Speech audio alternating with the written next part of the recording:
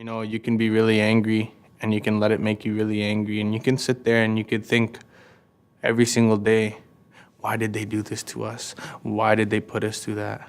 How come my grandparents had to go through that, to make my mom go through that, to make me go through this? Once I realized that there's so much more, there's so much happiness out there, there's so much love, I really embraced it, and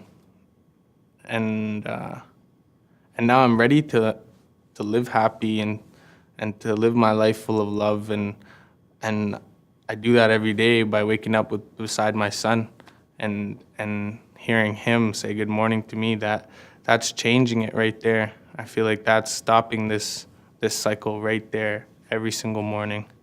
It's not here anymore. The residential school is not here anymore. But look at the opportunities that are there for us, the healing that is to take place, and how we can move ahead and help our children. Education has been a big part of the problem, where we imposed and we taught forms of colonization, mental colonization as well, but education can also be part of the path to the future. Rather than using education as a way of colonizing a people, it's using education as a way of liberating people, and that makes all the difference. This is the youngest and the fastest growing segment of our population. For those of you who are watching this, you will be working with Indigenous Canadians all of your lives. They will be playing important roles. And our country is going to depend on how you get along. And that means how much you understand where they're coming from.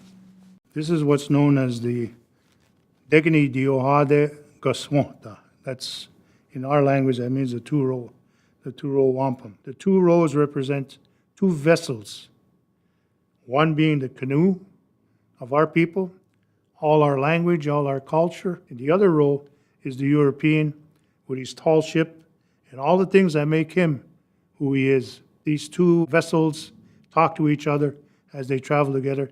They make treaties.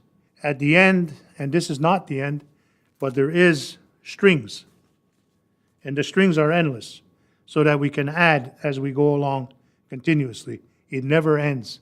So there doesn't come a time when our vessel disappears or your vessel disappears. They always remain jointly. We're using the same land. We're using the same water. That's why we need to renew and revive these symbolic but very true types of understandings of the nation-to-nation relationship between ourselves. Coexistence is what it's about. Every culture needs hope. It's what keeps us alive. It keeps us going. It's what keeps us alive. It keeps us going.